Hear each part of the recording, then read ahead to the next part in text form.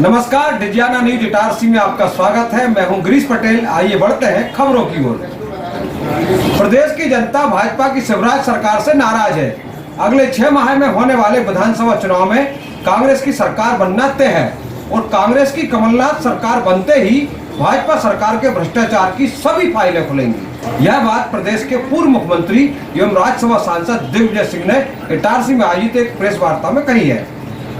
कांग्रेस नेता दिग्विजय सिंह ने आज इटारसी में यह भी स्पष्ट किया कि इस बार नर्मदापुरम विधानसभा क्षेत्र से किसी आयातीत भाजपाई को कांग्रेस की टिकट नहीं दी जाएगी। अपने एक दिवसीय प्रवास पर इटारसी आए मध्य प्रदेश के पूर्व मुख्यमंत्री वरिष्ठ कांग्रेस नेता एवं राज्यसभा सांसद दिग्विजय सिंह ने होटल एक्सप्रेस 11 में एक बड़ी प्रेस वार्ता को संबोधित करते हुए कहा कि जनता मध्य प्रदेश की शिवराज सिंह सरकार से नाराज है। भाजपा की सरकार में भ्रष्टाचार बढ़ा है। जमीनों पर कब्जे, मठ मंदिरों पर कब्जे और धर्म के नाम पर वोट मांगने जैसी चीजों से जनता के बीच सरकार के प्रति नाराजगी है। हम एकजुट होकर चुनाव लड़ेंगे और इस बार 135 सीटें जीतकर मध्य प्रदेश में कांग्रेस की सरकार पुनः एक बार बनाएंगे। मध्य प्रदेश में सरकार कांग्रेस की आने के बाद डंपर कांड, व्यापम घोटाला, ई टेंडरिंग घोटाला, मिलावटखोरी सहित अन्य भ्रष्टाचार से जुड़े मामलों की फाइल फिर से खोली जाएगी और उनकी जांच कराई जाएगी। और रीवा में पंचायत दिवस के अवसर पर शिवराज सिंह जी चौहान ने तो दावा पेश कर दिया था कि मध्य प्रदेश में किसानों की आमदनी दोगुनी हो गई। किसानों की हालात में अगर हम देखें तो जो इनपुट की कीमत है, जो लागत है, वो बढ़ती। फर्टिलाइजर महंगा होता चला गया। फर्टिलाइजर बड़े पैमाने पर कालाबाजारी होती रही। बिजली का बिल बढ़ गया, डीजल के भाव बढ़ गए, पेस्टिसाइड आदि में इन भाव बढ़े हैं और काफी लागत बढ़ गई।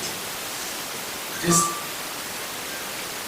तेजी से लागत बढ़ी है, उस तेजी से उपज के भाव नहीं बढ़े। इसी क्षेत्र के कृषि मंत्री होने के बावजूद भी कृषि विभाग में भयंकर भ्रष्टाचार है और पूरे तरीके से जो नकली फर्टिलाइजर, नकली पेस्टिसाइड, ये सबसे ज्यादा प्रकरण आज सामने आ रहे हैं और उन पर कोई कार्रवाई नहीं हो रही है। होटल एक्सप्रेस 11 में आयोजित इस प्रेस वार्ता में पूर्व सांसद रामेश्वर निखरा, प्रदेश कांग्रेस कमेटी के उपाध्यक्ष मानक अग्रवाल, पूर्व विधायक सविता दीवान शर्मा, ओम रघुवंशी, वरिष्ठ कांग्रेस नेता गुड्डन पांडे, कांग्रेस जिलाध्यक्ष पुष्पराज पटेल, प्रदेश प्रवक्ता राजकुमार उपाध्याय भी उनके साथ मौजूद रहे। पूर्व मुख्यमंत्री दिग्विजय सिंह ने नर्मदापुरम जिले में नर्मदा एक्सप्रेस वे की सौगात से वंचित किए जाने के मामले पर कहा कि वे इस पूरे मामले की जानकारी लेकर और इस पर फिर अपनी प्रतिक्रिया व्यक्त करेंगे। भाजपा, बजरंग दल और विश्व हिंदू परिषद की गौ सेवा पर सवाल उठाते हुए दिग्विजय सिंह ने कहा कि ये लोग गौ सेवा केवल दिखावा के लिए करते हैं। मवेशियों से भरे ट्रकों से वसूली की जाती है। हम अपने कार्यकाल में गौ सेवा आयोग बनाया था, उन्होंने इसे समाप्त कर दिया। गौशालाओं की जमीनों की नीलामी की गई, कई जगह जमीनें हथिया ली गई। यह उनका जुनून है। मठ मंदिरों पर कब्जा किया जा रहा है। पूरे प्रदेश में प्राइवेट लिमिटेड कंपनी चला रहे हैं। आप केवल उन लोगों के खिलाफ कार्रवाई कर रहे हैं जो कांग्रेस से वर्षों से जुड़े हुए हैं। भाजपा के अनेक लोग जो हैं खुलेआम कालाबाजारी कर रहे हैं, खुलेआम चंदा वसूली कर रहे हैं, धांधली कर रहे हैं, भ्रष्टाचार कर रहे हैं। उन पर कोई कार्रवाई नहीं होगी, लेकिन कांग्रेस के लोगों के खिलाफ कार्रवाई होगी। जो एक क्वालिटी कंट्रोल होना चाहिए निर्माण में, वो नजर नहीं आता। ऐसे अनेक बिंदु हैं जिस पर कि हम लगातार चर्चा कर सकते हैं। अंत में मैं कहना चाहता हूं कि जिस प्रकार से नरेंद्र मोदी जी चुनाव के आखिरी दिनों में हिंदू मुसलमान कर देते हैं, कर्नाटक में उनको शर्म नहीं आई इस बात से कि बजरंग बली की तुलना उन्होंने बजरंग दल के गुंडों के साथ की। अपमानित किया हमारे इष्ट देव बजरंग दल। बजरंग दल में कौन लोग हैं? वो खुद नरेंद्र मोदी जी कहते हैं कि वो लोग हैं जो रात को सारे एंटी सोशल काम करते हैं और पट्टा डाल कर सुबह ये नेतागिरी करते हैं, गौ सेवक बन जाते हैं। गौ सेवा कौन सी भाजपा कर रही है? कौन सा बजरंग दल कर रहा है? विश्व हिंदू परिषद कर रहा है? केवल ट्रकों में जो मवेशी जाते हैं उनसे चंदा वसूली करते हैं। इनका पूरा सिस्टम बना हुआ है, एक पॉइंट से दूसरे पॉइंट पर खबर हो जाती है कि ट्रक भरा आ रहा है, वसूली कर लो, पैसा दे दिया तो ले जाओ, नहीं दिया तो उनसे गुंडागिरी। ये देश प्रदेश में गौ सेवा आयोग हम लोगों ने स्थापित किया, भाजपा आई और उन्होंने उसे समाप्त कर दिया। भाजपा की भूख है पूरे तरीके से कैसे जमीन हथियाएं।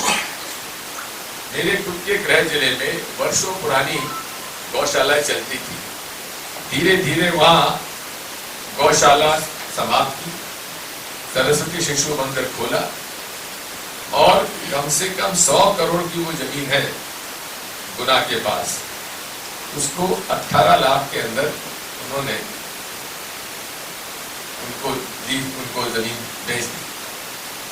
उसके बारे में हम लोग ने मुद्दा उठाया है और हर जगह जमीन कैसे हथियाओ ये अभियान भारतीय जनता पार्टी का चला हुआ है। नर्मदापुरम विधानसभा क्षेत्र में पैराशूट प्रत्याशी के सवाल पर पूर्व मुख्यमंत्री दिग्विजय सिंह ने कहा कि केवल पिछले वर्ष भाजपा से कांग्रेस में आए सरताज सिंह की टिकट छोड़ दें तो यहां से हमेशा कांग्रेस ही कोई टिकट मिली है, इस बार भी ऐसा ही होगा। कांग्रेस की जीत के सवाल पर बोले कि जनता भाजपा से नाराज है और हम एकजुट होकर चुनाव लड़ रहे हैं। निश्चित तौर पर हम इस बार पुनः प्रदेश में कांग्रेस की सरकार बनाएंगे। नर्मदापुरम विधानसभा में इस बार नया चेहरा होगा या पुराने पर ही पार्टी दांव लगाएगी?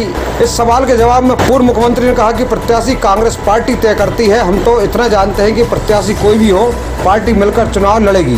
प्रत्याशी जल्द घोषित होगा या नहीं, इस पर उन्होंने कहा कि मैं तो इसी पक्ष में हूँ, प्रत्याशी की जल्दी घोषणा हो जाए। इतना मैं कह सकता हूँ आपसे कि इस बार लोगों में नाराजगी, जनता नाराजगी के ऊपर पूरे प्रदेश के नाराजगी जनता की है।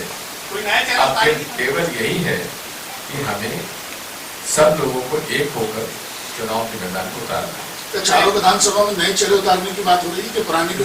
नए हो पुराने हो, इस मामले में ये सब तय पार्टी तय करती है, लेकिन इतना जरूर है कि इस बार पार्टी मिलकर चुनाव लड़ेगी, गुटबाजी समाप्त होगी। भाई साहब, आप मिलकर चुनाव लड़ने की बात कर रहे हैं और प्रसंग सर जैसा अभी आपने कहा कि चुनाव का जैसे समय आता है वैसे राजनीति, धर्म, बाबा, ये सारे विषय प्रमुखता के आने लगते हैं। दोनों ही पार्टियां, चाहे भाजपा और चाहे कांग्रेस, बाबाओं के दरबार में सर गश्त बढ़ रही है पार्टी की। तो क्या धर्म और राजनीति, बाबा और धर्म की बात ही आस्था का प्रश्न, क्योंकि राजनीतिकरण इसका नहीं होना चाहिए। हम कभी धर्म या बाबा के नाम से वोट नहीं मांगते। नरेंद्र मोदी जी ने तो पूरा उल्लंघन किया है मॉडल कोड ऑफ कंडक्ट का। उन्होंने उल्लंघन किया है पीपुल्स रिप्रेजेंटेशन एक्ट का, जिसमें स्पष्ट तौर पर ये अपराध है कि आप धर्म के नाम पर वोट नहीं मांगेंगे। उन्होंने तो कहा है कि तो जब भी तुम बटन दबाओ तो जय बजरंग बली का नाम लेके बटन दबाना, ये तो घोर उल्लंघन है। और जिस प्रकार का नतीजा आया है तो बजरंग बली का घोटा कहाँ घुमा है आपको मालूम?